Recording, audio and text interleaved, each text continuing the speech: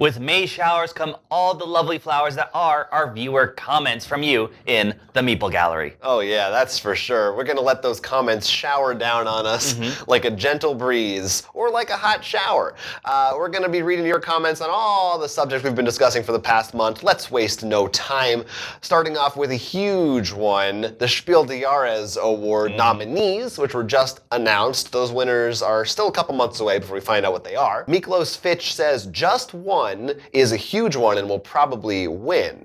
That's one that we got the chance to actually play. Yeah, we for just the first finally time. played, Simple word guessing game, and based on us playing it, I might agree. It seems like maybe a very strong contender. Yeah, that's for sure. agree with strong contender. I do still like werewords a lot. Well, Kevy B replied to Miklos Fitch's comment and said, I agree. It's a pretty genius concept and extremely easy to learn. Plus, it's really starting to take off at the right time. Werewords already feels ancient to him. I don't know if he means because it just feels like it came out so long ago or in terms of gameplay. But yeah, there is something that I think the Spiel des Jahres jury likes, where with just one, you hardly even need a rule book. Like, it's so simple, whereas Werewords does have more moving parts to it. So that may be in the game's favor. Dominic G pointed something out that blew my mind a little bit. We'll see how we feel about it. Said, just to put you ahead of all other English-speaking board game reviewers, the S of the word des, D-E-S, in Spiel des Jahres is pronounced. Keep doing your good work. I love your show. P.S. I know that my English isn't perfect either. So I've taken German, and I know that, drop my phone, I'll get it later. I know that in the German language, unlike French, for instance, you usually pronounce every part of the word, which is why it's like Jahres instead of in French it would be like Jara or something. So I guess he's right, but it's just I don't even think I've ever heard, like when we see German people, I feel like they say Spiel des Jahres. Well, I know for me, mispronouncing things is my thing, including in English. That's your gimmick. That's what people like about you. Yeah, so that's actually, if I'm an imposter. So maybe we'll try to make a conscious effort from now on to say Spiel des Jahres. It seems like it's harder to say. All right, let me pick it up. I got it. All right, so moving on. There are a lot of legal or otherwise controversial things that have been happening in the past month. We're going to start with this Colossal Games issue where they had a bunch of Kickstarters suspended. A few people pointed out, and one of them here was Chris Peach, that they said we were talking about this rule that you can't start a Kickstarter, a new campaign. You're not supposed to. Right, you're not supposed to if you already have another one that hasn't been fulfilled yet. Well, Chris Peach says the rule actually states you cannot launch a project until your first game is fulfilled. Not that each game launched must have been preceded by all previous games being fulfilled. Okay. Once a creator has fulfilled their first project, there's no rule that forces you to wait to launch more. So yeah, it seems like it's interesting because whether that rule is interpreted by people that way, I don't know, and it also calls into question Kickstarter themselves, who did suspend these projects seemingly because of this rule that apparently, by their own words, isn't what the rule is. So there's a lot going on there. Maybe we didn't, I don't know, maybe we didn't do justice to what the full meaning of it was. And also critical of Kickstarter here is Claire Schillebeer, who says, as a backer of Papillon, I did not like the way Kickstarter handled it. It seemed right after taking my funds, they suspended the campaign. I'd rather they have just canceled the new Kickstarters while following up with the company. I lost money because of credit card exchange costs and fees. It seemed very unprofessional on Kickstarter's part. So yeah, they canceled it after it was already funded, and apparently there were some issues for with that one. So those are some things. I mean, part of the reason we're wrong is because Kickstarter didn't make a big announcement explaining themselves either, too. So yeah, I think that's a lot of it comes down to the fact that just exactly what those rules are is just generally vague, and so many times it's how they're feeling. Yeah. Sometimes companies will do things that you feel like they're not supposed to do, but they do it anyway, and is this in the spirit of Kickstarter, or there's all these gray areas. What do they want to enforce or not enforce? You can keep having this debate endlessly in our comments anew, but thank you for those comments. All right, the next controversy we had was Plan B Games and indie game studios this lawsuit about Great Western Trail because Eggert Spiel was acquired by Plan B, and they didn't honor this contract to publish them. Again, this is a sum-ups, but you're going to have to go watch our old videos to get the full scoop. Larry Neal Jr. said, sometimes certain deals or conditions may have given the purchaser an out in past obligations. In the past, I worked for a company that serviced many others, and when we were purchased, several of our customers exercised their rights to break their contract in such an event, but not all of them had the ability to do so. I would think this is not the case here, since a case was brought, but the possibility exists that this happened for that reason.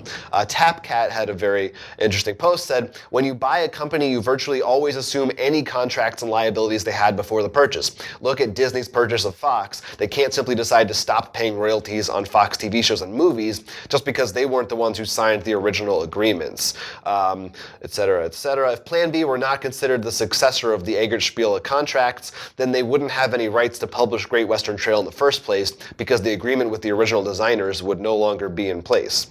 So maybe we were saying maybe there's some loophole, but it sounds like most people agree that it sounds like still to me pretty cut and dry that they're in the right, that they should have let them keep publishing this. I don't know. Again, there's another legal controversy for you to continue to explore if you want. Let's talk about Hasbro. Hasbro had some financial troubles. At least they did, and then it seemed like they were back on the rise. Right. And a lot of that we thought was maybe attributed to their trading card game sales. And we were wondering, why is that? Are people maybe not buying as much Magic or Pokemon or whatever it is? Thomas Helms said, speaking as someone who is just starting to transition into card/board gaming away from video gaming, it is the randomness that turns me off. I'll admit that I'm ignorant about CCGs, but my feeling is that I don't want to have to buy 70 to 80 packs just to make a build that is viable against top-level players. So, and I think that's interesting coming from a video game perspective, because he also talked about microtransactions in that comment. And I think maybe it's something that when you're, there's such a scary thing in video games is loot boxes. Right. So people from that world don't want to even get involved with it, right?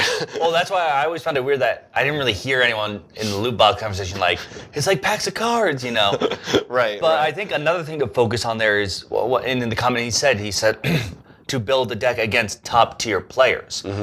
I think there's something, I don't know whether, from my point of view as a kid, I wasn't thinking this as much. Maybe it's because I'm a kid. But there's more of a focus on being in the challenge of top tier. It's not just, I'll just get a pack and see what I get, whatever. And because there's more of a focus of because you want to be more efficient in general, I think, not just in games, but in life, we're always trying to think like we get fast food because it's more efficient to just pick it up or something, or we want the healthy, everything's all about just trying to etch out that extra more.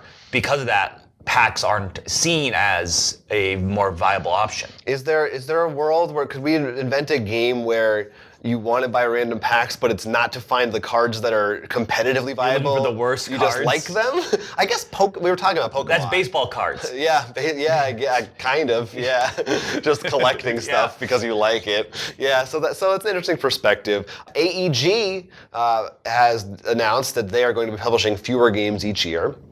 And I think we pretty much applauded them for that announcement. I think it's an interesting and good direction that they're taking. Tap categories. Tapcat says, I'm happy to hear AEG is taking this approach. We don't need thousands of okay games flooding the market. Most of them are fading away almost as soon as they're released. Designers who are determined to get their game out there will still have Kickstarter, but major publishers would do well to only sign their absolute top choices and then give them the testing and development they need to take them to the next level. If they choose wisely, they'll do very well because you make far more money making one game that sells 50,000 copies than 10 games that sell 5,000. I think that's correct. Matt H. Louder had a comment that's just for you, man. Oh, boy. He said, 2019 is the bubbles plateau, baby. Quote me. I am. Seriously, 2011 to 2019 is the golden decade and the golden era of board games, and it's the modern pinnacle. Everything else is derivative before adding in more fusion with digital content, which I don't like. So he's another person who thinks that not only are we we approaching the bubble? He thinks this is it. He's confident that this is the year. I don't know if we're that. Is this for me? Well, I feel like you always talk about. Oh no, I thought he was like, did he call me out? That's what I was like. It's thematically. What did I say? Yeah, no, because I've always been worrying that we're gonna see that. Just because it just seems like maybe I think as I've been in board games more, I've been more like, oh, okay, I've played that game already, so I didn't know if that's more of me, but at the same time, it's like, but yeah, I think it's that. It just seems. And I think that's why companies like AEG are going to want to start adopting policies that are more like this. Kevin Sau said, I actually really liked Sakura Arms. That's the game we talked about, published by AEG, that we said we didn't see too much of. One of their big in Japan. That was called, yes, thank you. It was a pretty fun mini game where you and a friend get to deck build a bit before the game. The game kind of suffered from some tongue twister, odd translations. Some of the cards were a bit confusing, still pretty well received in my group of friends though. I was really hoping that AEG would release the big box standalone expansion, but as you said in the video, it wasn't really a hit, and I didn't have much hope for it. With this news, unfortunately, that hope dropped to zero. So that is a bit of a potential downside that if there's a game you liked that wasn't as big of a hit, it's less likely AEG is going to be supporting it now. They're probably going to focus more on what they think are really the big guns. So rest in peace, Sakura Arms. Maybe you can import a Japanese copy and that's learn true. how to play I don't because I don't know if they publish it over there too. Right. It could be probably not, but I don't know. You could get, if they come out with expansions there, you get the expansion. Yeah, it exists. Just get a translation page. yeah, and keep it close by, or learn Japanese. How hard is that? Better yourself. Ashes, Rise of the Phoenixborn. That's our next topic of discussion. That one finally came to a conclusion. That's right. The Phoenix will not rise from the ashes. Did we say that in our video? Because it's great. How could we not? This is the Plaid Hat expandable card game, you might call it, that is no longer going to be published, new expansions for. Waislaw Gowron said, I have the game and it's fun. But all that Phoenixborn character don't interest me very much. For every new release, those characters are worse. Needed to be something more original than this. So we liked those characters. We thought the world was cool, but maybe not everybody. I think some of them, and remember, we didn't get that far into the expansions. Like the one that I remember I really enjoyed was a promo character, as I said. Who was more like he didn't like the game, at least in this. And also, but there wasn't that much flavor to pull from them either. So they are very flat, I guess you'd say, and it's not like I don't think anyone came away like, man, I love this. There wasn't like a Jace, or whatever, what have you. Well, yeah, and it's also because it's a board game, even Overwatch, which has like maybe a little snippets here, because while you play the game, they have all these funny quotes and stuff, and that way people can instead also use them to make their own fan art and darker things. It's hard to build a character just from cards that you're playing, right? Tapcat had some interesting things along those lines. Said, Fantasy Flight does so well with the LCG format because they often build their games around IPs that either have passionate fan bases like Star Wars and Lord of the Rings, or that they've done serious lore building to get people interested in the world. Getting people to commit their time and money into a card game for years at a time is not an easy sell, and I don't think Plaid Hat ever gave people a compelling enough reason to take the plunge. And yeah, I think that's exactly what we're saying. It's, those LCGs, people like Star Wars. Well, and in the Lovecraft ones, all their games use the same people. Right. So they write like a solid paragraph usually for each character. And if it's like in the case of Legend of the Five Rings, for example, there's an RPG, there's books, there is mythology there that people are familiar with. So they're working from an established template, so I think it's an uphill battle for Plaid Hat in the case of Ashes. A couple cool games that have been announced in the last few weeks as well. First up, the new Elder Scrolls miniatures game from Modifius, Call to Arms it's called. Hoser40K said, perfect timing. My friends that I play X-Wing with just texted me to see if I would be interested in trying this when it comes out. Depends on how many miniatures cost and what the gameplay is like. Personally, I'm not all that interested in getting involved in painting a lot of miniatures again.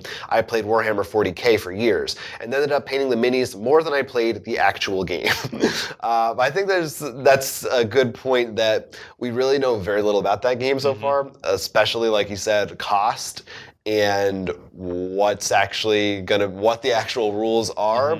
But I would guess, since they said it's going to be kind of based on the Fallout Wasteland Warfare, what's been established for that if you look at the starter set and the rules and the price points for that, but I mean, if you don't want to paint a bunch of minis, you probably don't want a minis game, right? That really is, unless you're just happy looking at gray.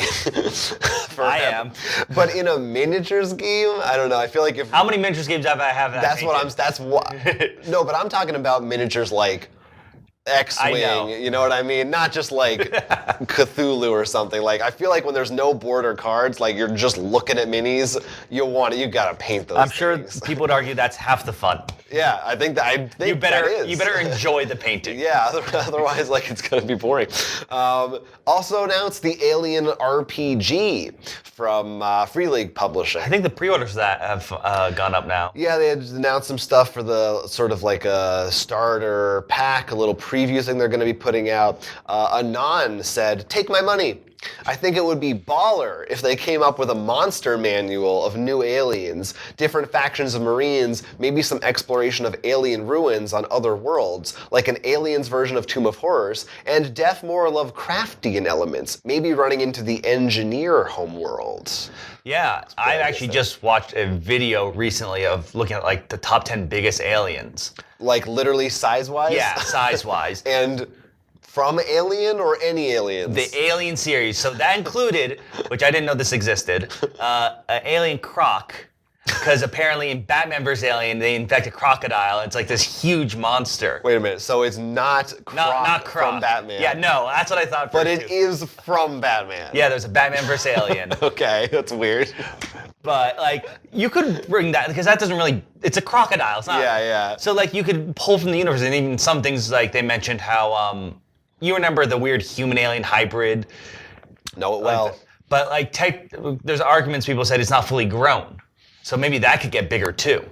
Yeah, I'm sure. Yeah, there's all kinds of fun stuff. So you could have so much fun with all these weird alien species. And that's also easy. Well, I mean, need a new alien. Is there a shark yet? Yeah, right. Basically just pick an animal. Falcon Ash K said, "I've been playing with Mothership for a horror theme much like Aliens. The End of the World Alien Invasion book is good too. I have yet to get Dread to the table," talking about different horror-themed RPGs. "I made a good haunted slaughterhouse adventure, if you can call it an adventure. Mwahaha. There's also Dead of Night RPG by Steam Power Publishing. I use it to give me ideas for my other RPGs. My favorite Alien movie is Resurrection. Brave opinion. Half-breed Alien Ripley still kicks butt." So, hey, you know what? Yeah. It's still not AVP, so. It's not the worst thing you can say. Mothership, I'm getting a bunch of stuff from that soon. They had a recent Kickstarter with an expansion for that, so I'm excited to try more of that. Because, I think there's a lot of cool horror RPG stuff out there. So those are some good recommendations. Now for a couple games that we reviewed this past month. Starting off with Tiny Towns. We not only reviewed it, we also did a play-along. Yep.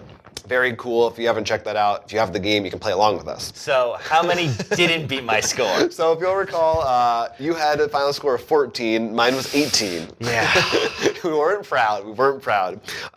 Ren said he went for the ins and ended up with a score of 19. So beating me just by one.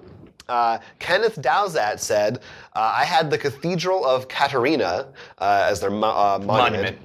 And I went for the greenhouse, cottages, millstones, inns, and warehouse for a total of 18 points. Tied with me." Oh, man. So that's very exciting. Ross Konopaski said 31. Oh. I'm not sure. They went through their scores because maybe they tabulated a little bit wrong, but in either case, I'm sure they beat us. Cirrus, this is over on Board Game Geek actually, this comment, they scored 38 using the Grand Mausoleum of the Rodina as their monument. And then finally, the high score against us came from Peter McPherson, the designer of Tiny Towns. I will say, bit of an unfair advantage, but he scored 40 points. Said, "My warehouse gave me the ability to take some big risks and pull off a row of markets and 5 cottages, which gave me 6 points with the Silva Forum. Fun round."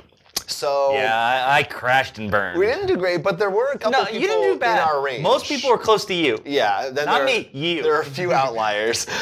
So I do think we had the way our cards came out was hard. So I don't think it's totally our fault. I think we had the resources were stacked in a We are Johnning and blaming the game. No. Well, I mean, obviously you could do well if you're better at the game. Yeah, but no, I think I truly made some bad mistakes in that game. Sure, why not? But that only means I need to play more. After Tiny Towns, just recently we also reviewed Wingspan. And that's very relevant because they just got nominated for the Kenner Spiel. Yep. Jahres. And people, we asked people what their favorite birds are. Oh, yeah. And some of them told us.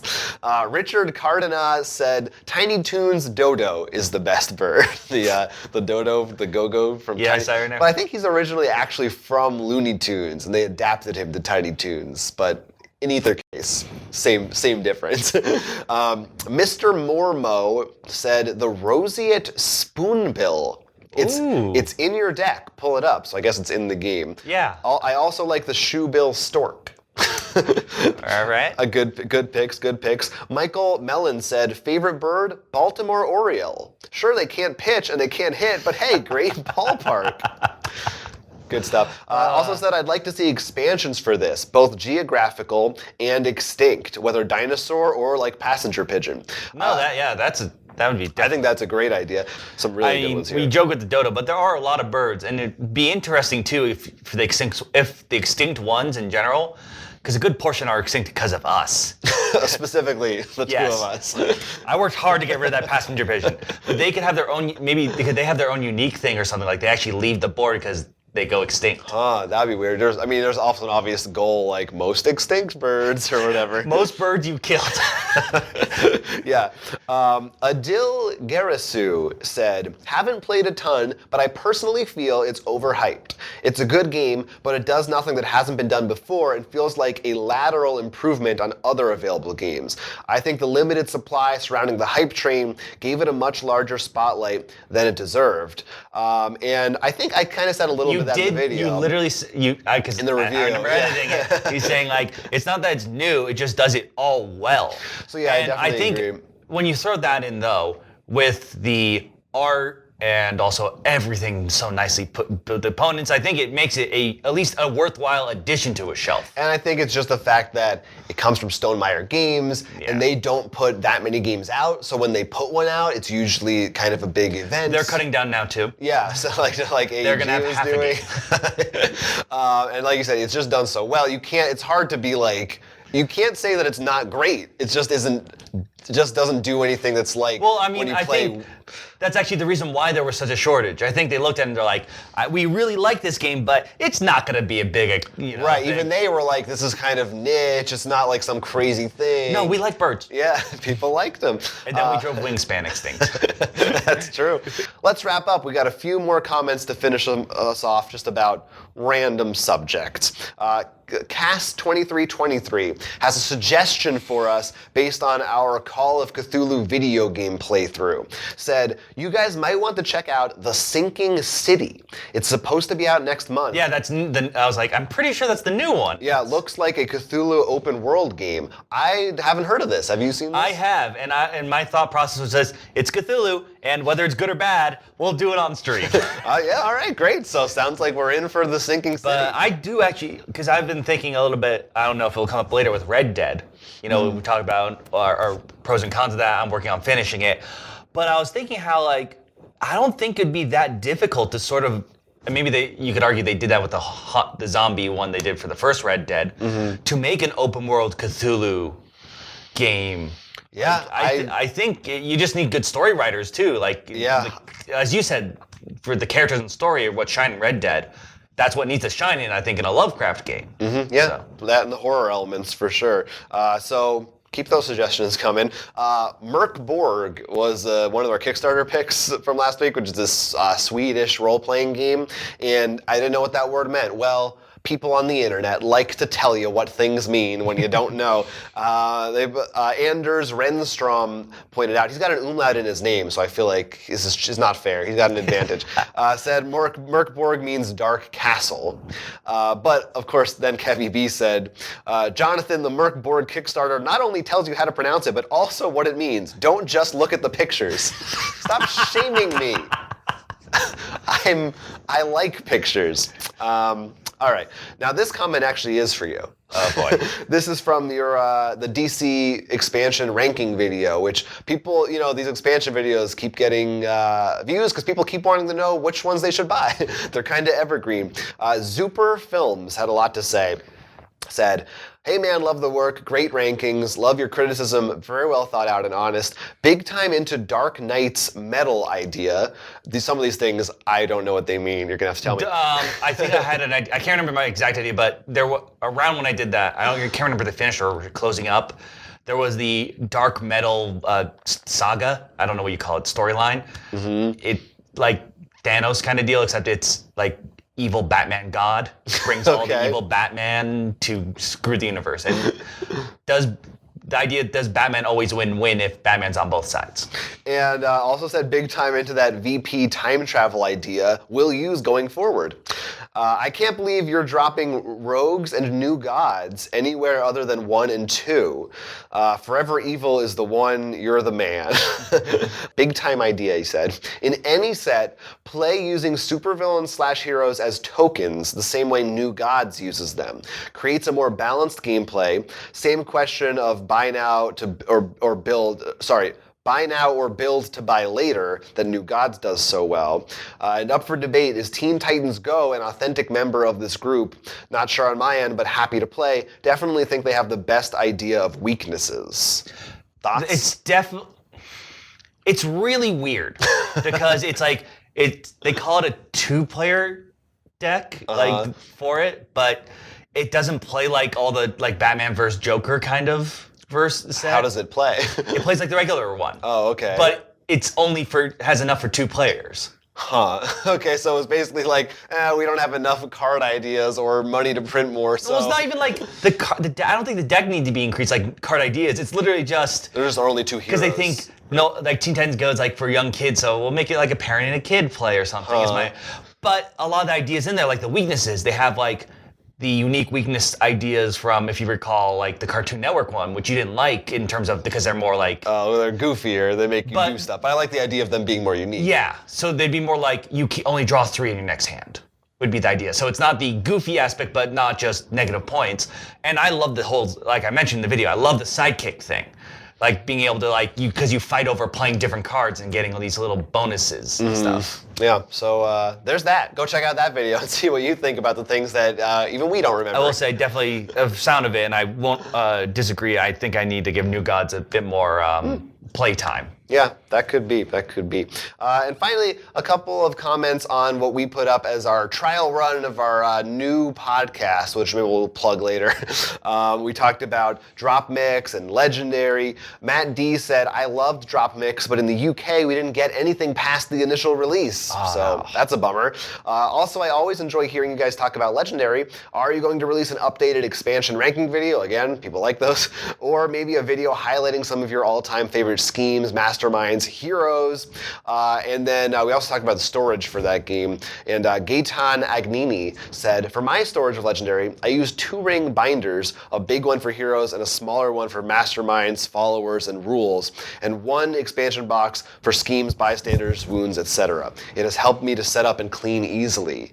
I don't know how I feel about binders. 8-ring binders? 2-ring binders. 2-ring binders. How do you fit? I don't know. I think it just... Like, I understand the masterminds because it's like they're 4 cards. But the heroes, aren't they? I guess they're just separated by page or something. Maybe. I guess they have the whole page out. If you're watching, let us know. I would love to see some pictures of that, yeah. Yeah, that's interesting. I mean, that right now, we've heavily discussed the storage solution, but the only thing I can think of is like there's the separate box that's like the usual game components that always be in there. You know, your wounds, your bystanders. That's sort of how we have it set up now. The problem is the other thing. I think at this point I've just come to the conclusion that Legendary is no longer portable. I've just given up on taking that game somewhere. If we want to play it, it's where I live. Well, it's either portable or what you have to do is like, I guess it doesn't pick. You do your picking before you come over like to a place. I guess people who probably play like a lot of Dominion probably have the same kind of thing. Let us know what you think. And also, yeah, if there's any kind of games you want to see like Legendary, more content on like that, like best expansions or best whatever, let us know. I think once you get, what was it, the new one? The new one is Dimensions. Dimensions, thank you. I think that would be the time, because you have already played with Howard and... That's to update the expansions. You mean, yeah, I always want to like, well, I know they announced this one, so I might as well wait until that next one comes out. There's always like one more that I know it's just gonna be obsolete, so it's just hopeless. But yeah, maybe, I feel like maybe at the end of this year, I think after Shield comes out, it'll be like, the end of 2019, you know, like it'll be current up to that year. Then I'll do like the add-on. All right. We'll think maybe at the end of each year we'll look at it. Yeah. That's not a bad idea. And we have discussed maybe doing a bit more like even just play through the movie. Try to do as much of like the movie in terms of matching up the villains and stuff with the better cards, not the movie the box. Right. Yeah, we've been talking about doing more kind of in-depth things, so if there's a game that you want to see just more content on, or as always, we're welcoming your suggestions for whatever kind of videos you want to see in our channel, let us know. And that's not all we got going on this week. You've also might have seen we've got a new contest we just launched for to win some King of Tokyo games, and since this is our first viewer comment since we launched our Patreon, that's what that podcast is all about. So we are talking more and more every week about our game sessions, really in-depth stuff like Legendary and other games that we don't always have room for videos for. So if you want to look over at our Patreon and support us to hear that stuff, that'd be awesome. Because we think it's really entertaining, and you can just try it and see if you like it. If you don't, drop your pledge. It's fine. But the comments you've already given us now have been amazing, and we, of course, will always love to hear more. Yeah. Until then, I'm Will. I'm Jonathan. And this has been Roll for Crit. Never miss out by liking and subscribing, and you can also check out more on our Patreon. We're also on Facebook, Twitter, and Instagram, and Twitch, so follow us there.